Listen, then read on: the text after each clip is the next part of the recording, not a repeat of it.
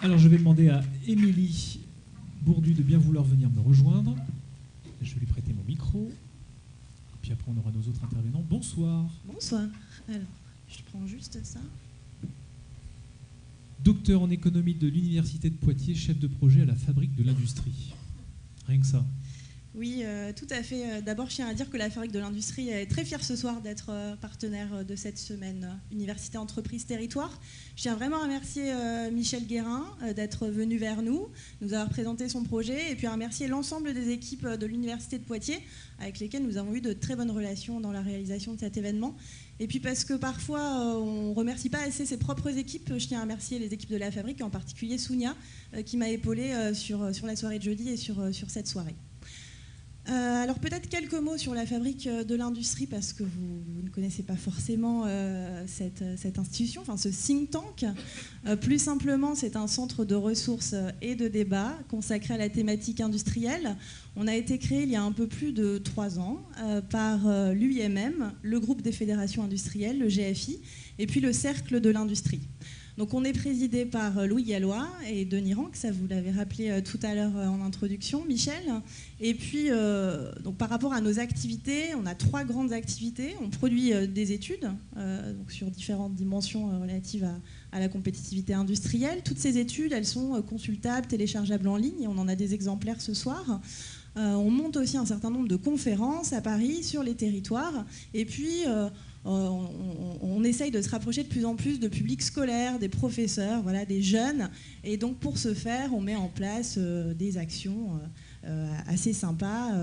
On fait en sorte que les élèves aient une autre image de l'industrie, en tout cas une vision un peu plus réelle de ces différents visages. Voilà, il y a beaucoup de visages possibles dans le monde industriel. Alors, le thème de ce soir, donc le bien-être au travail et ses relations avec la performance économique, c'est un thème qui a émergé il y a quelques mois à la Fabrique. En fait, ça vient d'une réflexion un peu plus générale sur les leviers de compétitivité négligés dans l'industrie. Il y a un certain nombre de leviers qui sont très couramment étudiés, le coût du travail, le coût de l'énergie, la formation, l'innovation. Mais la qualité de vie au travail, le bien-être, alors je précise tout de suite que je vais utiliser qualité de vie au travail et bien-être de façon indifférenciée, parce que sinon on rentrerait dans des débats sans fin ce soir. Mais en tout cas, ça c'est quelque chose qui est pas forcément vu. La qualité de vie au travail, c'est pas forcément vu en premier réflexe comme un levier stratégique, comme un levier de croissance possible. Voilà. C'est pas que les entreprises industrielles s'en préoccupent pas. Au contraire, notamment dans le champ de la santé au travail, c'est très important. Mais voilà, nous, on avait envie d'aborder ce sujet sous l'angle de la compétitivité industrielle. Et donc, on a 2 partenaires, et je me dois de les citer, sur ce projet. C'est l'ARACT Île-de-France et un autre think tank qui s'appelle Terra Nova. Donc là, moi, mon rôle, ça va être de définir un peu les termes et puis de poser les principaux enjeux. Et puis après, on aura vraiment la chance d'avoir de très beaux témoignages d'entreprises ce soir. Donc ça permettra de rendre tout ça un petit peu plus concret. D'abord, je voulais rappeler qu'en revanche, le bien-être au travail, le travail, c'est un vrai sujet pour nos concitoyens, c'est un vrai sujet pour les Français. En fait, les Français sont ceux qui sont plus attachés au travail en Europe. Hein. Ça, c'est des études, ces résultats, ils proviennent d'études sur les systèmes de valeur des Européens. Donc là, c'est des chiffres de 2008, j'ai pas eu le temps de les remettre à jour, mais on sait que ça bouge assez peu dans le temps. Donc le bien-être, même le bonheur au travail, vous avez peut-être vu passer des reportages, des documentaires, il y a beaucoup d'articles en ce moment, donc il y a une vraie demande sociale et donc c'est un sujet intéressant. Alors, je voudrais définir un peu ce qu'est la qualité de vie au travail. Donc là, je me suis tournée vers mes partenaires pour le définir, puisqu'il y a quand même l'ANACT et tout le réseau ARACT qui étudie très bien la question. La qualité de vie au travail, en fait, il y a 3 grandes dimensions qui participent au ressenti que l'on peut avoir vis-à-vis de la qualité de vie au travail en tant que salarié. Donc c'est le contenu du travail, bien sûr, les conditions dans lesquelles on exerce son travail, et puis la capacité que l'on a à pouvoir s'exprimer sur son travail, à pouvoir agir sur son travail. Donc 3 dimensions clés qui vont déterminer la perception. Donc Là, une petite difficulté méthodologique, c'est que c'est vrai que la qualité de vie au travail, c'est un ressenti. Il y a beaucoup d'enquêtes qui sont menées, donc on va demander aux gens, est-ce que vous êtes satisfait de votre travail? Est-ce que vous vous sentez bien? Bon, on sait très bien qu'il y a énormément de biais dans ce type d'enquête, que le contexte personnel peut avoir une influence sur la réponse du jour, que le contexte économique global ou le contexte économique de l'entreprise peut également influencer cette perception. Mais ce que l'on sait très bien, c'est que cette perception, elle est influencée par des conditions objectives de travail, par le contenu même du travail et par les conditions dans lesquelles on l'exerce, ce travail. Donc je vous ai mis quelques chiffres sur la qualité de vie au travail, donc il y a vraiment énormément d'enquêtes. Une étude de 2010 qui montre que 21% des salariés français se déclarent très satisfaits de leurs conditions de travail, donc la moyenne pour l'Union européenne est à 25%. Et puis après, lorsque l'on demande aux salariés français s'ils sont plus ou moins satisfaits selon différents critères qui relèvent de la qualité de vie au travail, ce que l'on observe, c'est qu'ils sont moins satisfaits au niveau des critères suivants: la qualité de l'information interne, la possibilité de donner son opinion, et enfin la proximité et l'écoute du management. C'est vrai que les pratiques managériales, ça, ce sont aussi de vrais leviers dès lors qu'il s'agit d'étudier la qualité de vie au travail. Alors, le lien avec la performance maintenant, quelle relation? Alors, c'est vrai qu'on a une vraie difficulté pour dégager des conclusions très nettes, il y a des débats. En tout cas, ce que l'on sait bien faire, c'est mesurer le coût du mal-être. Voilà, ça, on sait que le mal-être se traduit par des pathologies. On sait qu'il y a plus d'absentéisme, on sait qu'il y a plus de turnover, on sait qu'il y a plus de stress, de troubles musculo-squelettiques. Voilà, on sait quand même à peu près calculer le coût du mal-être au travail. Donc ça, c'est un premier résultat qui permet de dire en creux que bien-être et performance ont un lien. Donc par exemple, en 2007, on a estimé que le coût lié au stress pour la société française atteignait 2 à 3 milliards d'euros. Et puis là, j'ai mis une étude beaucoup plus récente de 2014 qui met en avant que la dégradation des conditions de travail représente en moyenne une perte de 24% de la valeur ajoutée, à cause de l'absentéisme, des maladies professionnelles, des licenciements ou des ruptures conventionnelles. Voilà, les gens ont plus envie de partir. Voilà, il y a énormément d'études, mais voilà. Donc on voit qu'il y a bien un lien entre mal-être et performance. Donc parce qu'il y a pathologie. Après, c'est pas parce qu'il n'y a pas de pathologie qu'on est bien dans son travail. Donc là, après, c'est toujours un peu plus difficile. Donc une façon d'estimer aussi le bien-être, donc ça c'est un deuxième type de mesure, ça va être de mesurer le niveau d'engagement des salariés. On se dit que si les salariés sont engagés, c'est qu'a priori ils se sentent bien dans leur travail et qu'a priori ils vont être performants. Alors ça, je vous ai mis les chiffres de cette enquête parce qu'on voit souvent ce chiffre, moi je le vois de plus en plus. Il y aurait en France 9% de salariés engagés. En fait, quand on regarde la méthodologie de l'enquête, c'est des questions qui portent justement sur la qualité de vie au travail. C'est: est-ce que vous avez les moyens de réaliser votre travail au quotidien? Est-ce que vous êtes satisfait des relations avec vos collègues, avec votre hiérarchie? Donc c'est pas juste des gens qui n'ont pas envie de travailler versus d'autres qui auraient envie. C'est vraiment, en fait, l'engagement, il dépend du contexte, quoi. Est-ce qu'on a les conditions de travail qui nous permettent d'être engagés? Donc là, je tiens à nuancer parce qu'il y a des conclusion un peu hâtive par rapport à ce chiffre, 9% des salariés français engagés. Je pense qu'il faut toujours regarder quand même les méthodes qui sont utilisées. Bon, en tout cas, l'engagement, ça, c'est une bonne proxy du bien-être. Et donc, par rapport à cette étude, il y a eu des mesures qui ont été faites et des tests sur la relation entre engagement et performance, où on a comparé des unités productives dans lesquelles les taux d'engagement des salariés étaient les plus forts, versus des unités productives dans lesquelles là, les salariés étaient les moins engagés. Et donc on constate, là vous avez les chiffres, je ne vais pas tous les citer, mais que là où les salariés sont les plus engagés, c'est aussi là où les gens sont le moins absents, sont le plus productifs, etc. etc. Alors, là, je vais me concentrer, donc là, c'était un petit panorama général. Il y a énormément de choses qui se disent, je vous l'ai dit, sur le sujet. Moi, je vais me concentrer maintenant sur 2 leviers de performance et 2 leviers de la QVT qui permettent aux entreprises d'être performantes. Il s'agit d'abord de l'autonomie et de la responsabilité. Donc, il y a tout un tas d'études qui essayent de voir si l'autonomie des collaborateurs vont permettre à ces mêmes collaborateurs d'être plus performants dans leur travail. Alors là, c'est assez intéressant. Il y a une étude de 2013 qui a porté sur 44 000 employés en Europe, qui a essayé de dresser une typologie des organisations de travail, selon que les salariés pouvaient avoir une plus ou moins forte implication dans les décisions concernant leur tâche de travail ou dans les décisions concernant les décisions de l'entreprise. Et donc, on voit que là, il y a 4 grands types d'entreprises qui ressortent. Ce qui ressort en haut à gauche de ce tableau, c'est que les organisations de travail type participative, là où les personnes sont les plus à même d'avoir des décisions concernant leurs tâches et concernant l'organisation, dans ces organisations-là, on constate des plus forts taux de motivation, beaucoup moins d'absentéisme, des structures qui sont plus productives, beaucoup plus aussi de recours à la formation professionnelle, donc il y a tout un cercle vertueux dans ces organisations-là. Ces organisations-là, elles représentent à peu près 25% des organisations de travail en Europe, dans l'enquête. Dans l'industrie, on est à 20 ou 22% seulement d'organisations de ce type-là. Alors on pourrait se dire donc, que dans l'idéal, il s'agirait de pouvoir basculer vers ces organisations de travail participatives.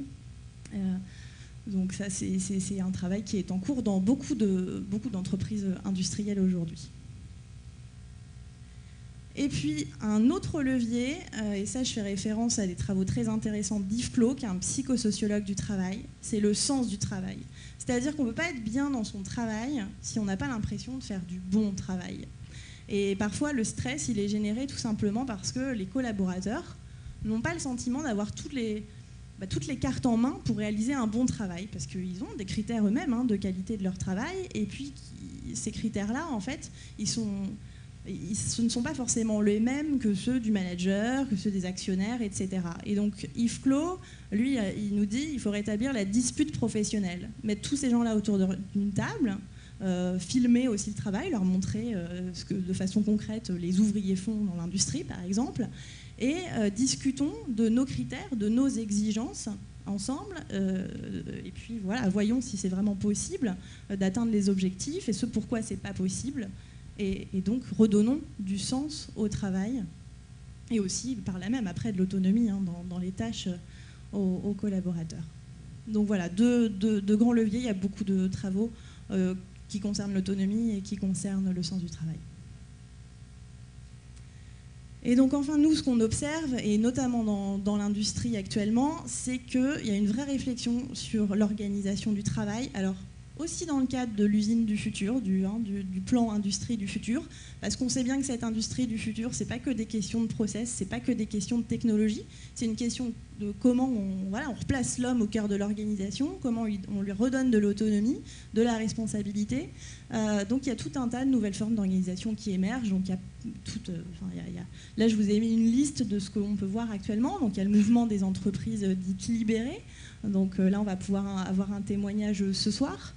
Il y a des entreprises responsables, voilà, tout ce qui concerne par exemple la responsabilité sociale et environnementale.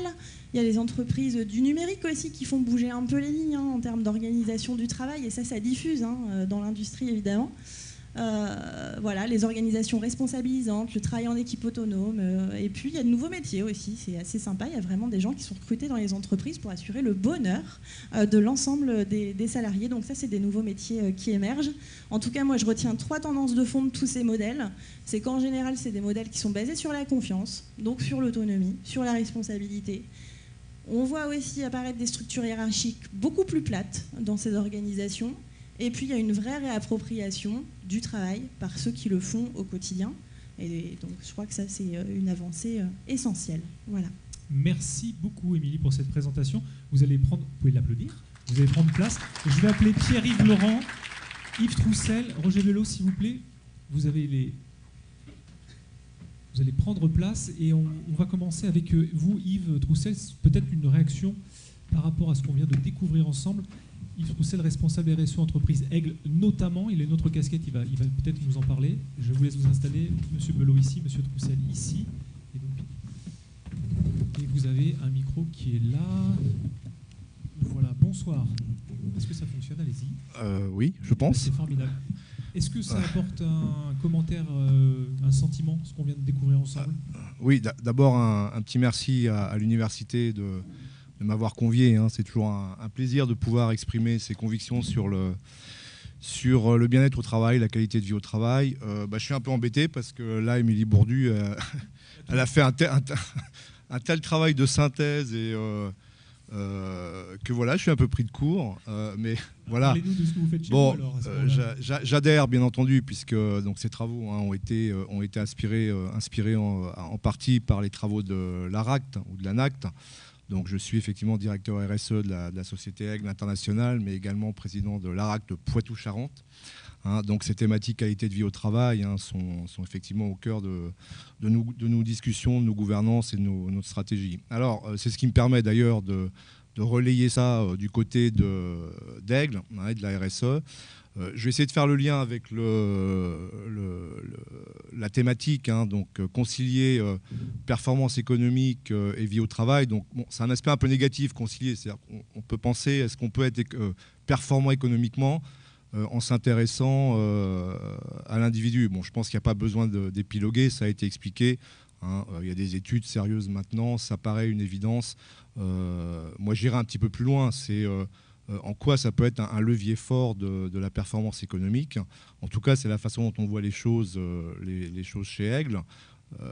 Performance économique, il y a quelques décennies, c'était assez facile. C'était la croissance, les marchés étaient en croissance.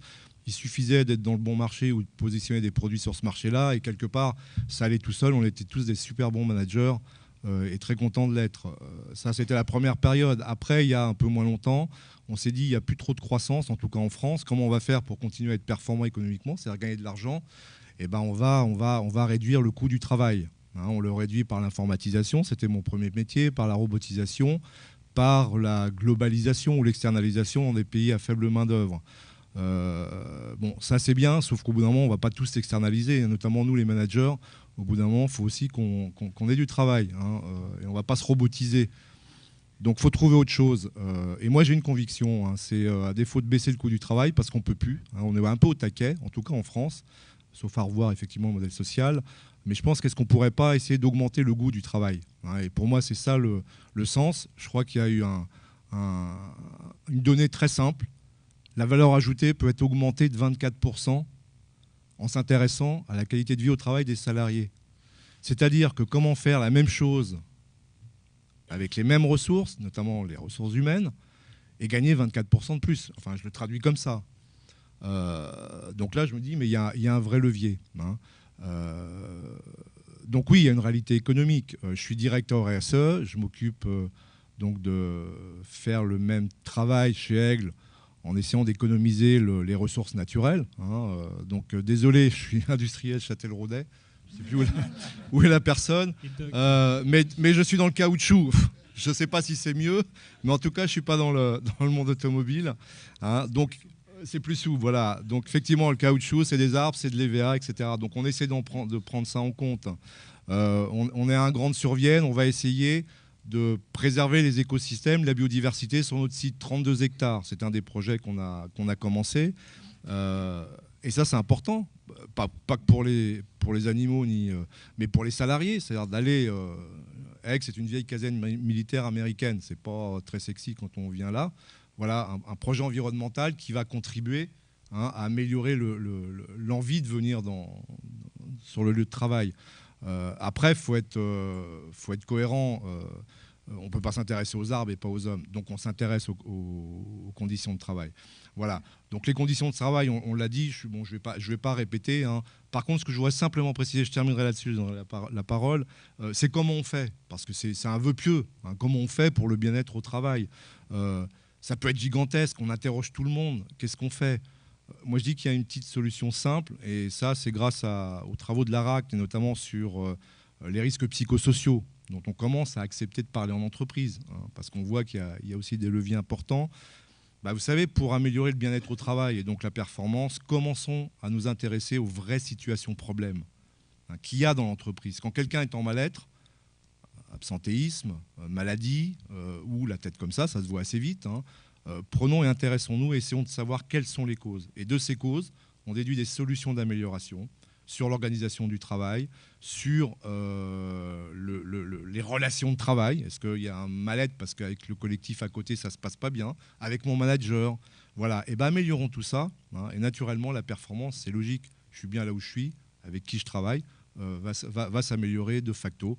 Et les résultats de l'entreprise, pas 24%, mais peut-être 5%.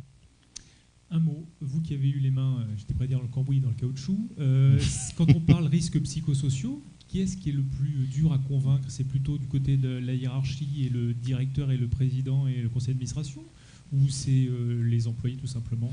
C'est tout le monde. Un directeur va pas forcément vous dire qu'il y a des problèmes psychosociaux dans ses équipes, mais il va encore moins accepter de dire que lui peut-être a aussi des problèmes liés au stress et autres.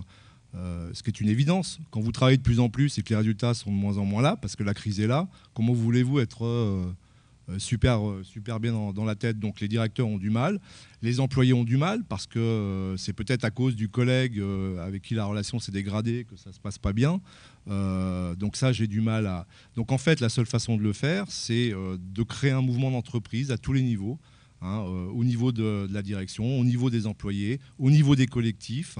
Faut de la méthodologie, faut une démarche de transparence, de confiance, et puis sortir des cas individuels pour très très vite aller vers des cas génériques de ce qu'on appelle les facteurs de risque psychosociaux qui sont dans les organisations. Et je terminerai, on parle de nouveaux modèles d'organisation de travail. Arrêtons d'en inventer, on en a trop inventé. On a inventé les processus, on a inventé le lean, on a inventé le reporting, les indicateurs. Mais qu'est-ce qu'on a inventé pour le travail tout court? Revenons, démodélisons, je pense. Je suis désolé pour le monde universitaire et tous ceux qui créent le nouveau modèle scientifique qui va rendre les entreprises performantes.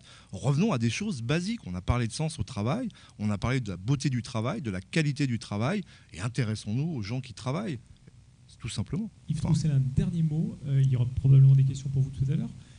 Très sincèrement, si quelqu'un qui serait venu il y a 10 ans en arrière dans l'entreprise Aigle et qui viendrait aujourd'hui, est-ce qu'il y a des choses palpables, visibles, qui sont différentes? Alors, ce qui est le palpable visible, c'est que Aigle a un petit peu ça dans son ADN. Là, malheureusement, je fais moins le héros, puisque quelque part, j'hérite d'une entreprise qui a 160 ans. Quand vous avez 160 ans, c'est qu'il y a quelque chose, on dit valeurs du travail, des valeurs partagées, qui font que l'entreprise, elle dure. Vous savez, quand vous faites du court terme, vous faites juter à court terme, entre guillemets. Donc on est sur une logique d'entreprise durable, depuis sa création. On a des actionnaires, et là je dis merci, suisses, qui sont patients, qui croient en la marque. Oui, je ne dis pas que tout est rose, qu'il n'y a aucun problème. Par contre, effectivement, on accepte d'en parler. Et Aigle a ouvert un projet RPS il y a 3 mois, c'est pas évident.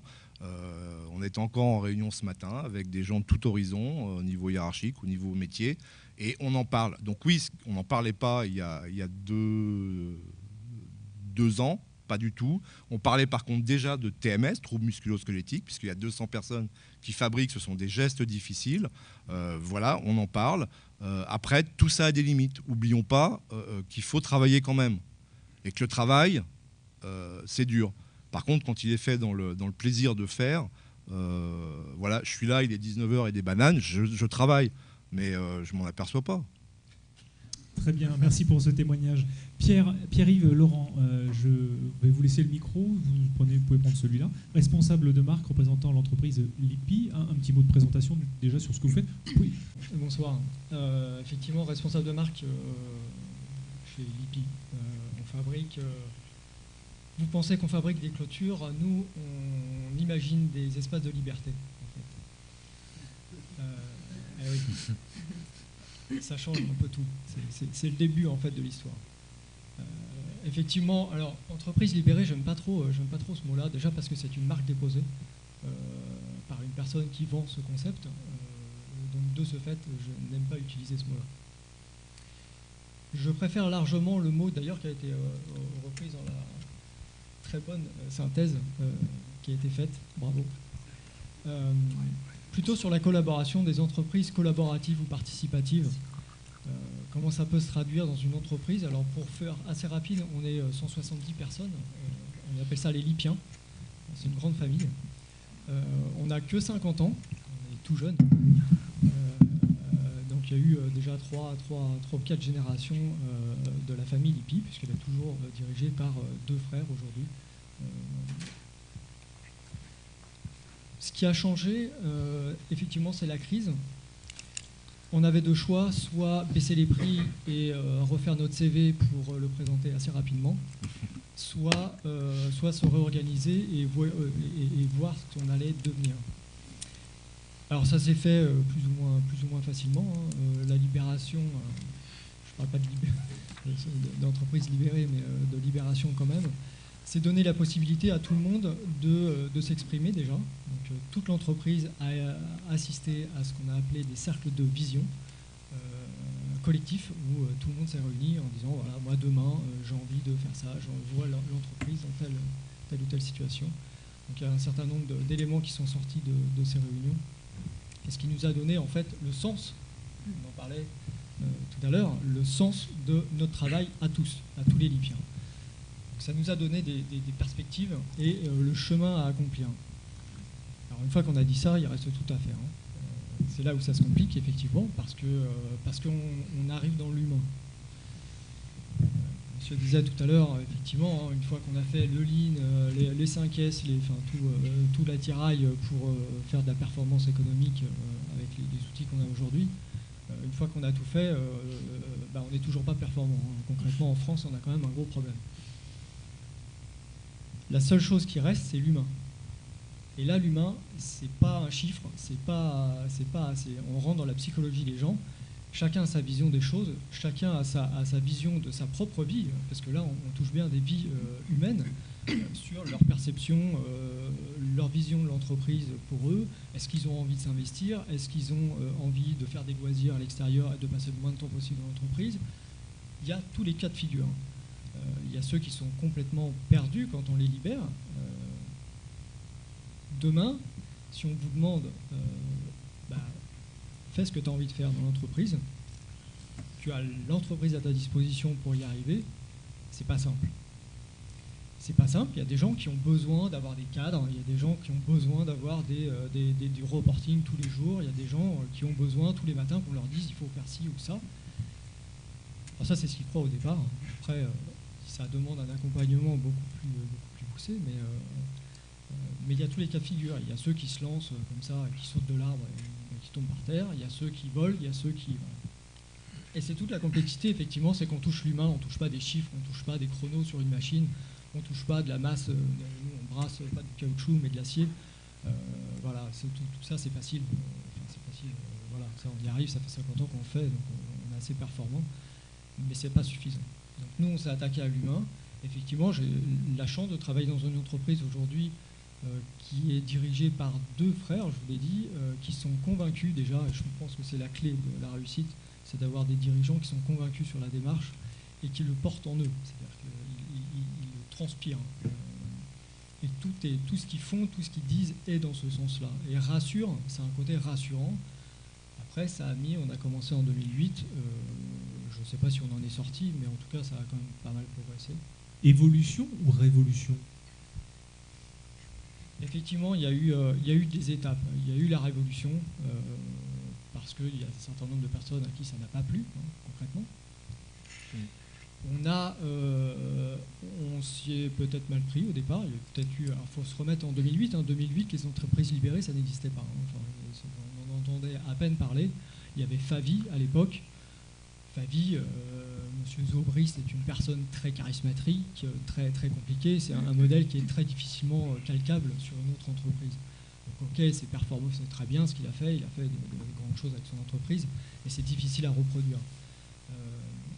Donc à cette époque-là, ça n'était pas connu. Il n'y avait pas vraiment de littérature. Moi, j'ai commencé à regarder tout ce qui se passait sur les blogs. Je connais à peu près toutes les personnes qui discutent de ce sujet-là.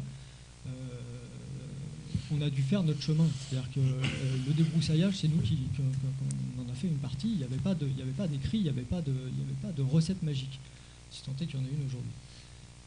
Donc on a débroussaillé et on s'est pris des pierres, on s'est pris des ronces, mais je pense que le chemin parcouru est intéressant. Moi, j'entends tous les jours des collaborateurs avec qui je travaille qui me disent « mais demain, je vais avoir du mal à trouver une autre entreprise dans laquelle j'ai la possibilité de m'exprimer, de prendre des projets clés en main, avec full credit, parce que finalement, il y a peu de terroristes dans les entreprises, il y en a ailleurs malheureusement, mais peu dans les entreprises, Les gens ne viennent pas au travail pour plomber les entreprises, ils viennent là pour essayer d'y faire quelque chose, si tant est qu'on leur laisse les moyens de le faire. Et est-ce qu'au quotidien, il y a une sorte de cellule de veille ou comment ça se passe depuis 2008 ? Alors, ça dépend ce qu'on entend par veille, parce que l'évolution n'est pas terminée, on reste dans cette dynamique-là ? C'est comme un enfant. C'est comme un enfant. Un enfant, quand on le laisse tout seul, il ne sait pas faire grand-chose. Si on le contraint trop, il devient un peu contraint, c'est ce qu'il veut dire. Et il grandit.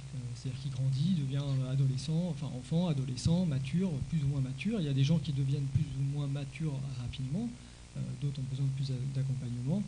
Et en fonction effectivement de l'environnement économique, parce que malheureusement on n'est pas tout seul, enfin malheureusement sinon ce serait pas drôle, mais malheureusement on n'est pas tout seul, donc il faut bien aussi se battre avec nos petits camarades concurrents. Donc tout ça fait que effectivement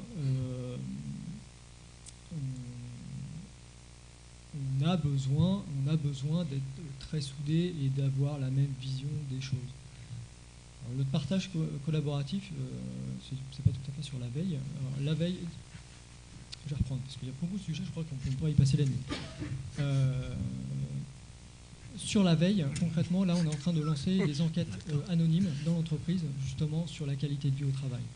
Voilà. Alors, on ne l'avait pas fait jusque-là, à mon avis c'était une erreur, mais bon, bref, il n'est jamais trop tard. Donc là, on a lancé une enquête de chacun. Moi, j'ai répondu, c'était la semaine dernière. Alors, je suis désolé parce que du coup, j'ai pas les résultats. J'aurais bien aimé avoir les résultats pour en présenter au moins une partie. Mais effectivement, sur comment les Lipiens perçoivent leur travail et leur qualité de vie au travail. Ça me paraît intéressant de voir l'évolution qu'il peut y avoir. Alors, on n'a pas de passé là-dessus, mais on va le commencer maintenant.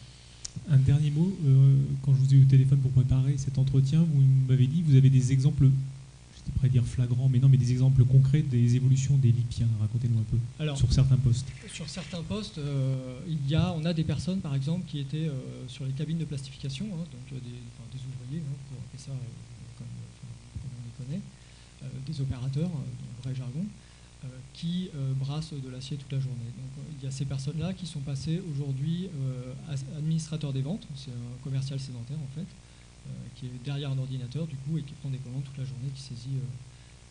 Donc ça, on en a pas mal comme ça. On en a même un qui est devenu commercial tout court. Donc là, il est sur la route à faire la promotion de nos produits. On a des personnes qui étaient à l'accueil. Voilà, qui recevait les gens quand ils arrivaient dans l'entreprise, un métier passionnant, et qui est devenu responsable de service client, voilà, et qui gère 2 personnes, et qui font ça d'ailleurs assez bien. Donc une personne qui n'était pas du tout qualifiée à la base pour faire ça, une personne qui n'avait pas du tout fait les études pour faire ça, une personne qui est venue de tout en bas et qui a su progresser, et parce qu'elle était jamais seul. C'est-à-dire que c'est ça aussi, c'est que dans les projets, quand un Lipien prend un projet en main, on lui dit il n'est pas seul, il a l'entière entreprise à sa disposition. C'est-à-dire que c'est ça la collaboration, c'est pas la collaboration sur un papier, c'est la vraie entraide et d'aller chercher les compétences là où elles sont. Chacun a des compétences et mutualiser, ça fait des choses qui sont vraiment collaboratives et qui sont intéressantes. Un tout dernier mot, est-ce que vous avez tout fait ça en interne ? Est-ce que vous l'avez fait demander à des organismes comme l'ARACT, ou est-ce que vous êtes fait aider dans le processus ? Je sais que l'ARACT est déjà venu chez nous pour plusieurs sujets, donc il y a des personnes ici qui pourraient vous en parler mieux que moi, parce que je n'ai pas été dans tous les débats ici. Ça s'est surtout passé avec les RH chez nous. RH, ça veut dire rendre heureux, c'est pas responsable, qui était chez nous. On a eu, tout au début, on a eu des consultants du changement. Je ne sais pas s'ils ont fait plus de bien ou de mal, mais en tout cas, ça a initié le mouvement et ça a fait un semblant de début de chemin. Ensuite, je crois qu'on s'est surtout débrouillé tout seul, parce que finalement, chaque entreprise a sa culture, a son ADN propre. Même à 50 ans, on commence déjà à avoir une ADN assez forgée. Et c'est finalement difficile de calquer un modèle sur un autre, même s'il peut y avoir des similitudes, mais c'est assez difficile. Merci beaucoup. Je vais donner la parole à Roger Belot, qui prend beaucoup de notes depuis tout à l'heure, qui est très inspiré, j'ai le sentiment, par tout ce qu'on a entendu. Président d'honneur de la Maïf et président de la Fondation Poitiers Université. Bonsoir. Bonsoir, merci. Oui, effectivement, j'ai pris des notes parce qu'on a entendu plein de choses intéressantes. Donc moi, même si je ne suis plus totalement en fonction aujourd'hui, vous venez de le dire, je suis président d'honneur, mais mes souvenirs sont encore récents. Je peux un peu parler de l'expérience de la Maïf. Alors, ce n'est ni du caoutchouc ni de l'acier, hein, c'est de l'assurance, c'est un peu plus immatériel. C'est un peu plus de 50 ans, mais c'est la moitié moins de 160, c'est 80 ans. Donc, ah ben non, ça ne se rattrape jamais, ça. Hein. C'est 80 ans, mais c'est déjà pas mal. Donc, et c'est une mutuelle d'assurance. Donc on n'est pas dans le monde industriel, on est dans le monde du tertiaire, mais il est évident que tous les concepts qu'on a pu évoquer ce soir s'appliquent aussi, peut-être plus que jamais, au monde du tertiaire, surtout lorsque l'on est une mutuelle, donc que l'on se revendique pleinement des valeurs de l'économie sociale et solidaire, et que dans la finalité, déjà, j'ai repris vos 3 thèmes là tout à l'heure, les 3 conditions du bien-être au travail, hein, qui a été affiché, c'est-à-dire le contenu du travail, les conditions de travail, et puis la capacité d'expression et d'action avec l'autonomie, la responsabilité. Alors je pense que de tout ce que j'ai pu connaître de la Maïf, on s'est toujours préoccupé de tout ça, mais on est en progrès permanent, comme toujours. Alors d'abord, le contenu du travail. Évidemment, il y a d'abord l'objet social. Pourquoi on travaille ? Pourquoi on travaille ? Quelle est la finalité ? Alors dans une mutuelle d'assurance où il n'y a pas d'actionnaire, donc la finalité, c'est évidemment pas de créer du profit pour alimenter des actionnaires. La mutuelle d'assurance, c'est de rendre le service aux sociétaires qui se sont assurés. Et c'est lorsqu'ils vont avoir un sinistre de leur apporter la plus grande satisfaction pour les remettre dans l'état où ils étaient précédemment. Donc, je pense que c'est un travail qui a évidemment du sens. Et quand on parle du sens au travail, on sait qu'on est là pour rendre service, finalement. On rend service, donc on remplit. Je ne vais pas m'attarder trop sur ce point-là, parce que j'irai un peu plus sur les autres. Mais enfin, je crois que c'était quand même un grand préalable de dire que la finalité du travail, c'est très important. Pour qui je travaille, pourquoi je travaille, est-ce que je me sens utile dans ce que je fais, est-ce que j'en mesure assez immédiatement les résultats et les conséquences. Je peux apporter satisfaction à quelqu'un. S'il y a quelques insatisfactions, je peux les corriger. Donc ça fonctionne comme ça. Ensuite, il y a les conditions de travail. Vous avez évoqué les conditions de travail. Bon, je pense que là aussi, si on en a les moyens, et donc je suis toujours prudent parce que j'entends bien qu'on n'est pas forcément dans les mêmes conditions quand on est dans une entreprise industrielle ou quand on est dans une mutuelle d'assurance, ou même s'il ne faut pas gaspiller l'argent, mais enfin, c'est l'argent de nos sociétaires.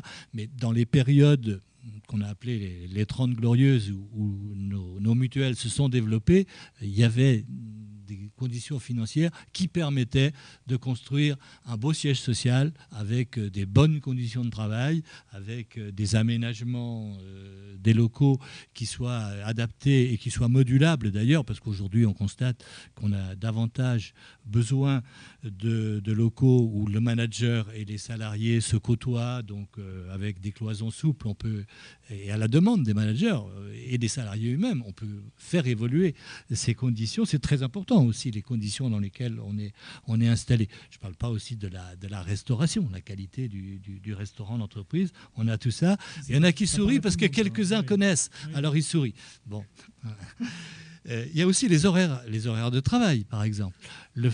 À la Maïf, il y a au moins 30 ans. Il y a au moins 30 ans qu'on a mis en place les horaires flexibles, parce que le métier le permet. Donc on peut arriver quand on veut, entre 7h et 9h du matin, et on peut repartir quand on veut, entre 16h et 18h, à condition de faire ces 35 heures aujourd'hui. Mais donc cette grande souplesse contribue à la qualité du travail. Puis je voudrais illustrer plus concrètement donc le dernier point, la capacité d'expression, d'action, l'autonomie, la responsabilité, par 2 exemples. À la fois, je pense, vous allez les trouver concrets et assez récents. Le premier que je veux développer, c'est ce qu'on appelle une sorte de conquête finalement du salarié, le droit à l'erreur. Le droit à l'erreur. il n'y a pas tant de temps que ça, si longtemps que ça, c'était inimaginable. Le droit à l'erreur, s'il y a une erreur, derrière, il y a une sanction. Voilà, il y a une sanction. Reconnaître pour un salarié qu'il a le droit à l'erreur, c'est une évolution considérable. Je vais vous dire comment c'est venu à la Maïf. Nous avons fait, en 2012, donc il y a 5 ans maintenant, 3 ans maintenant, en 2012, une réorganisation profonde de tout notre réseau. Pas du siège social, là on parle du réseau, donc les 150 bureaux dans toute la France. Une réorganisation qui a concerné environ 3500 salariés. Donc il fallait faire bouger les gens. Et on s'est fait ce challenge de dire, il n'y aura pas de mobilité forcée. On ne va pas obliger les gens à faire une mobilité. Donc on va leur donner le choix. Soit ils ont la possibilité de faire une mobilité géographique. Je travaille à Limoges, mais le métier que j'exerce, désormais, il ne sera plus à Limoges, il sera à Tours. Donc, mobilité géographique. Là, on a mis des aides financières pour faciliter cette mobilité géographique. Ou bien, mobilité fonctionnelle, c'est-à-dire le métier que j'exerce aujourd'hui à Limoges n'existera plus demain, mais il y aura d'autres métiers, il y aura un autre métier qui m'est proposé. Mais ça suppose que je change un peu de métier. Et là, il y a une prise de risque. Ça fait 10 ans, ça fait 15 ans que je fais ce métier-là. C'est-à-dire, par exemple, que je règle des sinistres. C'est quand même l'exemple le plus simple dans le métier de l'assurance. Ça fait 10 ans ou 15 ans que je règle des sinistres. Voilà, je connais par cœur comment on fait ça, la législation, les règles.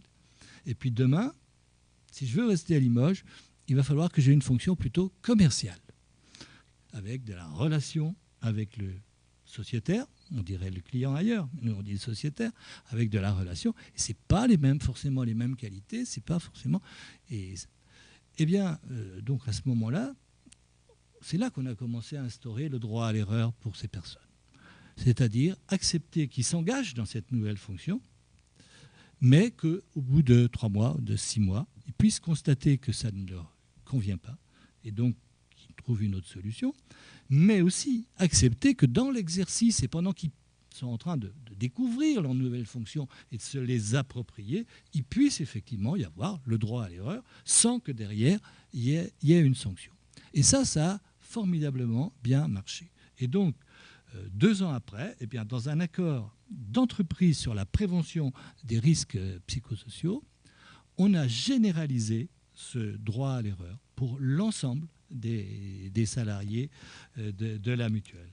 Et donc, l'intérêt, c'est de permettre de prendre des risques. Si on sait qu'on exerce une fonction, si derrière, à la clé, si on prend un peu de risque et qu'on se trompe, on est sanctionné, on ne prend pas de risque, on continue à faire son travail, on continue à le faire du mieux, bien sans doute, mais on ne va pas avoir cette idée de prendre une initiative qui va peut-être faire avancer au contraire l'entreprise. Donc le droit à l'erreur, il permet ça, et en même temps, il donne une plus grande autonomie au personnel.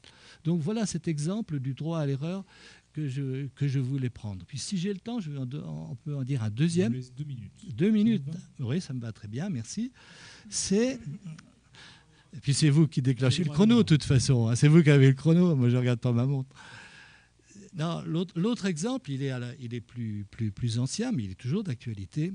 C'est par rapport au plateau téléphonique. Il y a un moment, la Maïf, elle n'était pas faite, elle était faite pour recevoir des gens qui visitaient puis qui écrivaient. En 1934, et pendant de nombreuses années, ils ont écrit. Puis après, ils ont commencé à écrire, mais aussi à téléphoner. Et puis brutalement, on a été envahi par le téléphone. Des gens, par la multiplication sans doute des mobiles. Et donc notre organisation n'était pas faite pour recevoir autant de communications téléphoniques. Et on sait que d'autres avaient des plateaux téléphoniques. On regroupait sur un même plateau, tout le monde sait ce que c'est ici. Mais ces plateaux téléphoniques, ils avaient une image déplorable dans les conditions de travail qu'on faisait.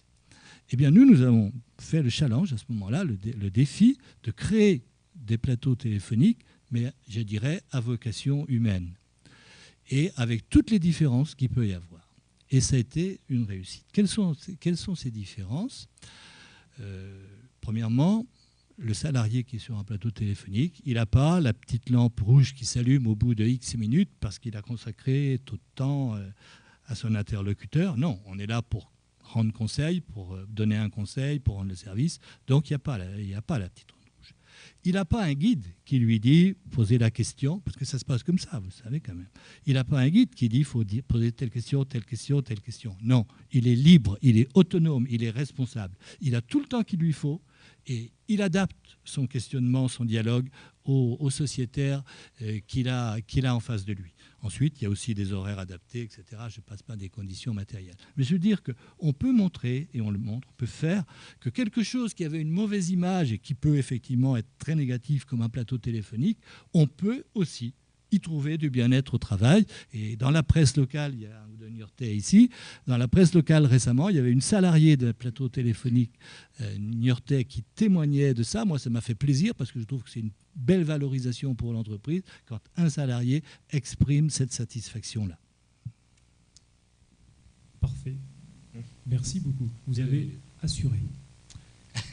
On a quelques minutes pour échanger, pour poser des questions. J'imagine qu'il doit y en avoir. Ou alors vous êtes franchement timide. Oui.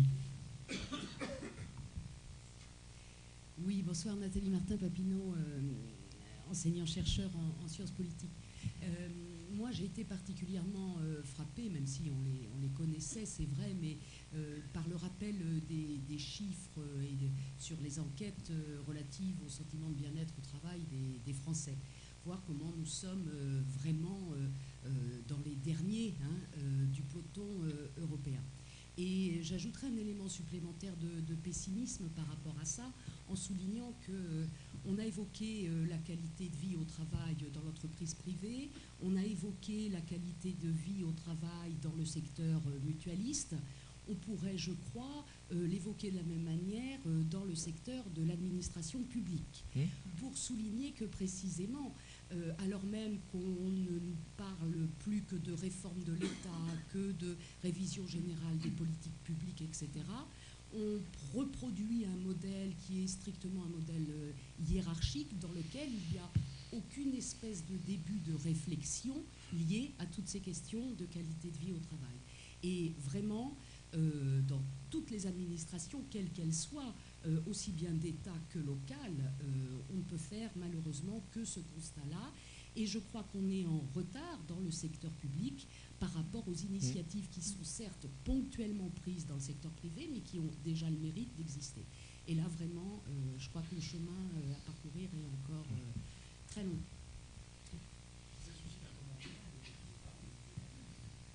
Oui. Oui.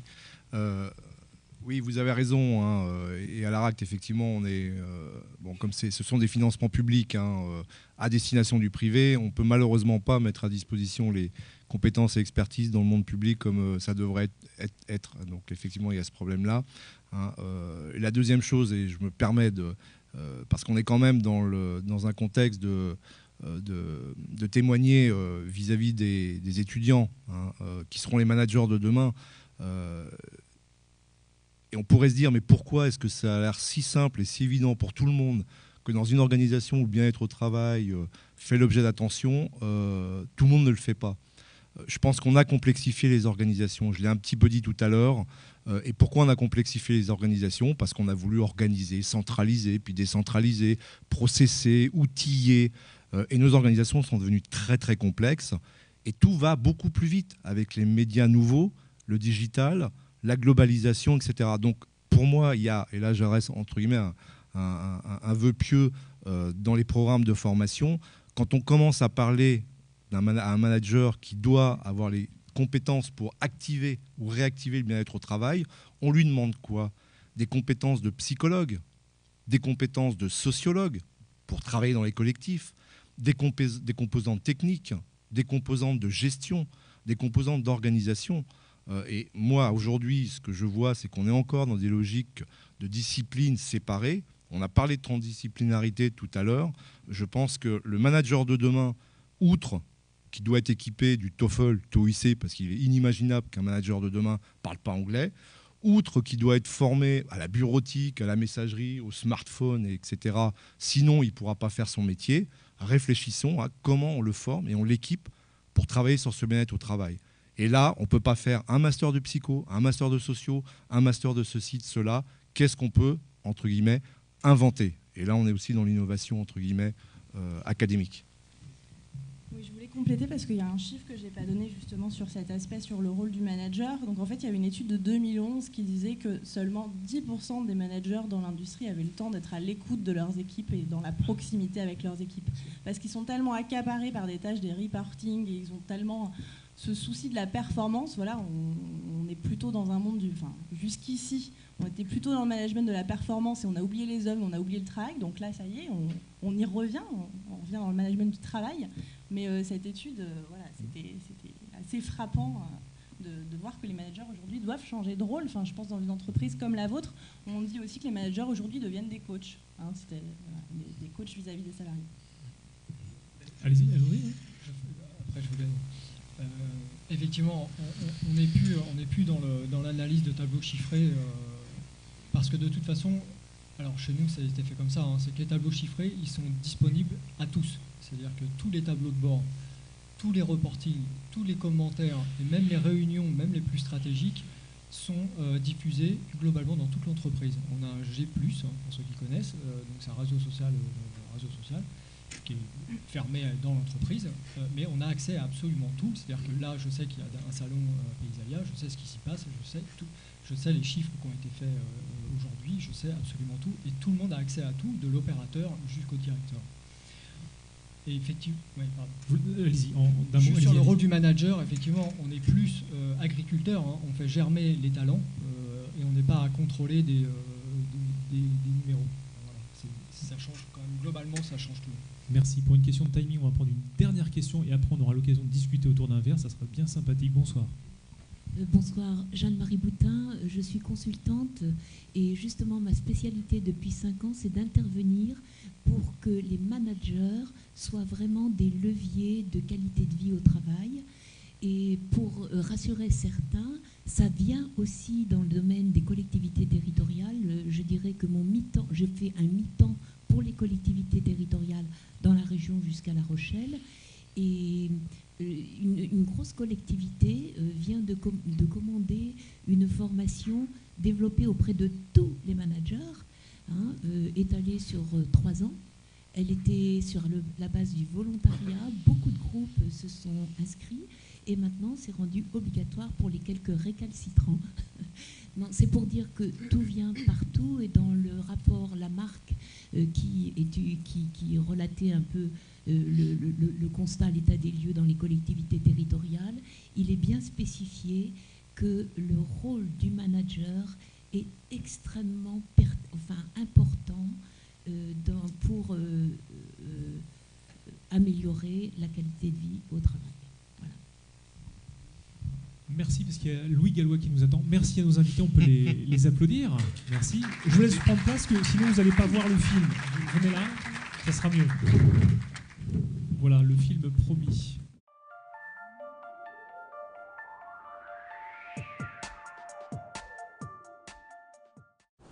La Fabrique est très heureuse de participer et d'être partenaire de cette initiative de l'Université de Poitiers, Université Entreprise Territoire. Ça montre d'ailleurs que les relations entre entreprises et universités s'améliorent. Et moi, ce qui m'a frappé lorsque j'ai été commissaire général à l'investissement, c'est justement de voir qu'il n'y avait plus maintenant ces barrières de défiance entre les universités et les entreprises. On n'est pas encore dans la confiance totale ou parfois on est dans l'ignorance encore, surtout pour les PME qui ne voient pas très bien comment s'adresser aux universités et les universités qui ne savent pas très bien comment dialoguer avec les PME. Mais je pense qu'il y a un mouvement très positif qui est engagé. Ce mouvement, il est engagé surtout dans la recherche. Et les investissements d'avenir que j'ai eu l'honneur d'animer pendant 2 ans participent à cela en finançant des projets qui associent universités et entreprises ou des structures qui les rassemblent, comme les instituts de recherche technologique. Je crois que toutes ces initiatives favorisent le contact. Il y a encore des problèmes à résoudre, notamment les problèmes de propriété intellectuelle. Les sociétés de transfert de technologie comme les SAT y aident, mais il y a encore dans ce domaine à vaincre un certain nombre d'obstacles sur le plan même, je dirais, psychologique, sur la propriété intellectuelle. Mais encore une fois, le mouvement est engagé. j'aimerais, moi, que ce mouvement se prolonge dans les formations. Les entreprises sont beaucoup plus en contact avec les grandes écoles, considèrent beaucoup plus les grandes écoles comme leurs partenaires naturels. Je crois qu'elles peuvent aussi nouer des relations utiles avec les universités dans la formation continue. Moi, mon rêve, c'est des universités ouvertes 7 jours sur 7, où on fait de la formation continue pendant le week-end. Et je crois qu'il y a un champ nouveau pour les universités de formation continue. Certaines le font. Je pense notamment à l'université de l'Est parisien, où il y a des structures de formation continue. Il faut aller dans ce sens. Et puis, je crois aussi que les formations en alternance à l'université sont extrêmement utiles. Elles se développent. C'est bien, ça montre que l'apprentissage, c'est une voie royale pour les diplômes, pour acquérir des compétences et des diplômes. J'espère que ça tirera tout l'apprentissage, y compris celui qui concerne des niveaux moins élevés que l'enseignement supérieur. Et enfin, les universités ont créé en leur sein souvent des écoles d'ingénieurs.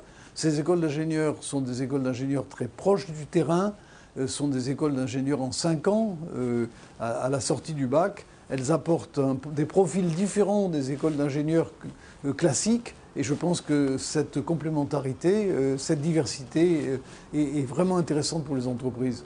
Ce qu'il faut, c'est que maintenant, les universités qui savent de mieux en mieux parler avec les grandes entreprises s'ouvrent à un dialogue avec les PME. C'est plus difficile, mais peut-être que les organisations professionnelles peuvent y aider. Et je ne peux qu'encourager l'UIMM, d'ailleurs, qui est un des parrains de la Fabrique de l'Industrie, à jouer un rôle d'intermédiaire dans ce domaine. Il y a beaucoup de choses à faire ensemble. Merci.